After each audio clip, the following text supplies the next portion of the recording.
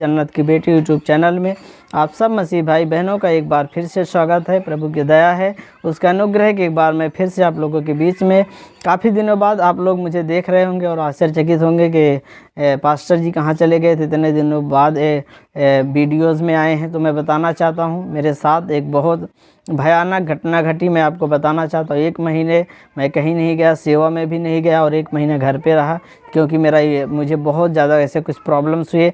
मैं आपको बताना चाहता हूँ, आप लोग इस गवाही को पूरा सुनिए कि मेरे साथ क्या क्या हुआ और कैसे कैसे घटनाएं घटी और मुझे किन घटनाओं से परमेश्वर ने मुझे बचाया, किस प्रॉब्लम से बचाया। आप ये भी सुनिए, आप वीडियो छोड़ के ना जाइए, आप पूरा सुनिए क्योंकि गवाही परमेश्वर की ओर से होती है और हमारी भी जो गवाही है ये हमारी ओर से नहीं है, प्रभु की ओर से है। अगर प्रभु ना हो तब शायद ये मैं 2026 देख ना पाता। आप सोच रहे होंगे कि आखिर क्या हुआ कि 2026 हम देख नहीं पाते। मैं आपको सब कुछ बताऊंगा मेरे प्रिय भाई बहनों, लेकिन आप उससे पहले इस वीडियो में आप बने रहें और आप हमारी इस गवाही को अगर आपको अच्छा लगता है तो अगर गवाही परमेश्वर की अच्छी लगती है, प्रभु की गवाही है, हमारी गवाही नहीं है, प्रभु ने हमें आशीष दी है कि मैं आज जिंदा हूँ, उसकी दया मुझ पर थी, एक बड़ा अनुग्रह था, बड़ा अभिषेक, बड़ा सामर्थ था कि मैं आज प्रभु की दया से यहाँ पर खड़ा हूँ। तो आप मेरी गवाही को आप पूरा सुने और इस गवाही को मैं आपसे बोलना चाहता हूँ कि आप और भी लोगों भाई बहनों के पास आप शेयर करें। मैं आपसे बोलना चाहता हूँ इस गवाही को अपने तक ना रखें, एक बड़ी गवाही है, ये प्रभु की एक गवाही है। मैं आपको बताना चाहूँ, मैं कुछ आपको वचन भी हम बताएंगे, लेकिन उससे पहले मैं आपको बताना चाहता हूँ कि इस गवाही को आप लोग पूरा सुने।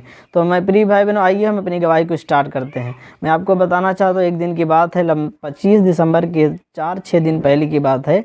तो मैं जा रहा था, मैं एक इनवाइट था, निमंत्रण था, एक हमारे फ्रेंड थे, वो विश्वासी नहीं थे लेकिन अच्छे लोग थे, परमेश्वर के दया से हम उनके साथ जा रहे थे और रास्ते में लमसम वो गाड़ी भी 85 यानी 85 किलोमीटर की स्पीड में थी और अचानक से एक बाइक वाला सामने से आता है और वो जगह ना देते हुए वो साइड से मतलब साइड मार के चला जाता है। तो वो भाई उसको बताने के चक्कर में, मैं आपको बताना चाहता हूँ, उसको बचाने के चक्कर में उस गाड़ी को ले जाकर वो पेड़ में गाड़ी टकराती है और हम तीनों लोग मतलब 3 जगहों पर फेंक उठते हैं।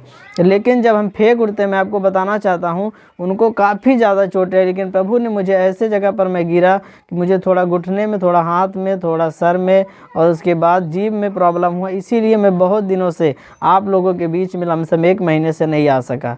तो प्रभु की दया से प्रभु ने मुझे एक बड़े भयानक एक्सीडेंट से मुझे परमेश्वर ने बचा लिया। तो ये प्रभु की एक बहुत बड़ी योजना थी और मैं उस टाइम जब एक्सीडेंट होने से पहले मैं आपको बताना चाहता हूँ, आप लोग ज़रूर सुनिए।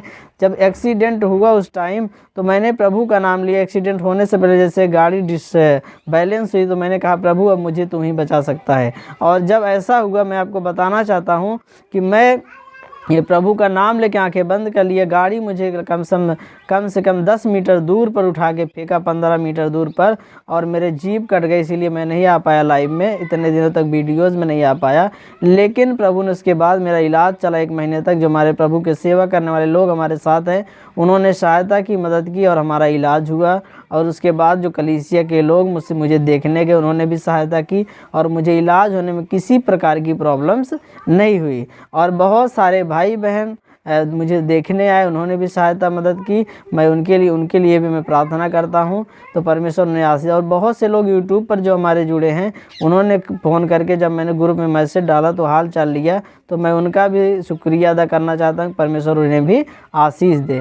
लेकिन बहुत से लोग मेरे प्रिय भाई बहनों, आप सोशल मीडिया पर देख रहे हैं कि एक दूसरे की बुराइयों को फैलाया जा रहा है, एक दूसरे को नीचा गिराया जा रहा है, एक दूसरे की बुराई लोग कर रहे हैं कि इस प्रॉफिट हो या पास्टर हो या अपोस्टल, एक दूसरे की बुराइयाँ चल रही है। आप लोग खुद समझदार हैं, सोशल मीडिया पर वायरल वीडियो आप देख भी रहे हैं। तो मैं बताना चाहता हूँ, परमेश्वर का वचन हमें ये नहीं बताता। हम किसी को ये नहीं कह सकते कि एक इंसान गलत है, ये पास्टर गलत है, प्रॉफिट गलत है, झूठा है या ऐसे है, प्रभु की ओर से नहीं है।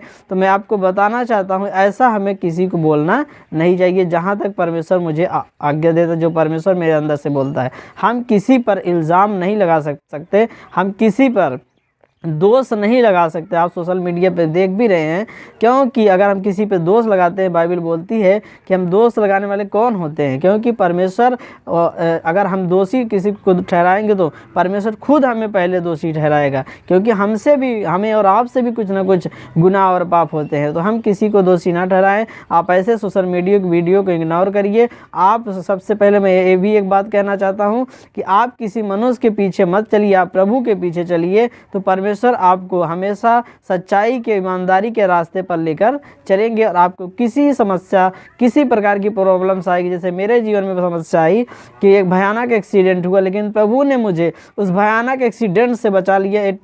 85 किलोमीटर प्रति घंटा की स्पीड की बाइक से टकराने का मतलब है कि इंसान वहाँ जो जो टकराया, लोग बोलते हैं कोई नहीं बचा है। वहाँ पर भयानक कुछ शैतान कैसे योजनाएं होती होंगी, हो भी सकती है, वहाँ टकराए लेकिन नहीं बचे। लेकिन प्रभु ने हम तीनों को बचाया।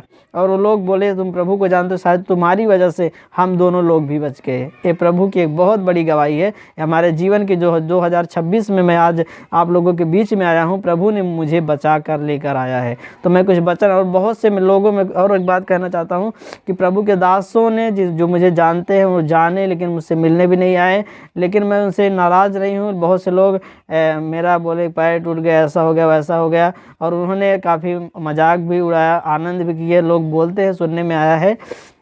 लेकिन मैं परमेश्वर से यही कहता हूँ, परमेश्वर उनको फिर भी आशीष दे। लेकिन ऐसा नहीं करना चाहिए प्रिय भाई बहनों। अगर हम प्रभु के लोग हैं तो हमें इस बात को ध्यान देना है कि कोई भी हमारा दुश्मन क्यों ना, हमें उसके लिए प्रार्थना करना चाहिए। तो लेकिन आज ऐसे ऐसे लोग हैं, ऐसा समय भी है प्रिय भाई बहनों, आप सोशल मीडिया पर खुद देख रहे हैं बड़े बड़े चर्च मिनिस्ट्रियों का, तो ये तो हमारा एक छोटा सा देहात की मिनिस्ट्रियां हैं। तो परमेश्वर आशीष दे। तो मैं कुछ एक वचन शेयर करूंगा, वीडियो ज़्यादा लंबा नहीं ले जाना चाहता हूं।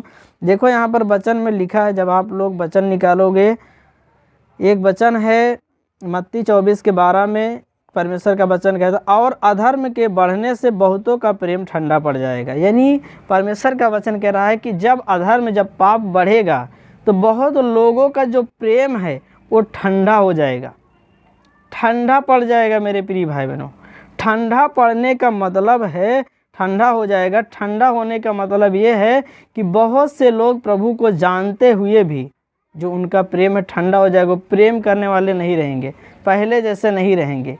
क्योंकि मेरा एक्सीडेंट हुआ, बहुत लोगों ने मेरा हाल चाल भी ले लिया, जिनके लिए मैंने बहुत दुआएं की, बहुत प्रार्थनाएं की। तो ऐसा प्रेम ठंडा हो जाएगा। तो हमें फिर भी घबराने की ज़रूरत नहीं है। इंसान हमारे साथ नहीं है तो कोई बात नहीं, लेकिन परमेश्वर हमारे साथ है। और पहला यूहन्ना 4:8 में लिखा है, जो प्रेम नहीं रखता वो परमेश्वर को नहीं जानता, क्योंकि परमेश्वर प्रेम है। तो हमें एक दूसरे से प्रेम करना है। हमें किसी इंसान के पीछे, ऐसा नहीं कि आप हमारे पीछे चलिए, हमें यीशु मसीह के पीछे चलना है।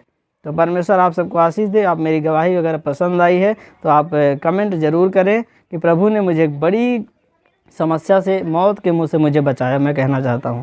तो परमेश्वर आप सबको आशीष दे।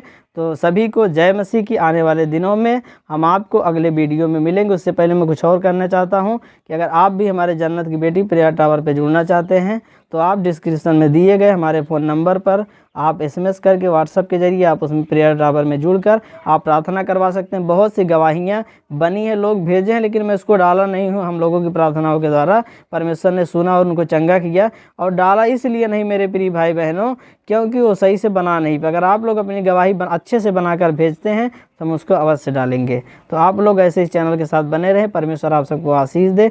सभी को मेरा जय मसीह।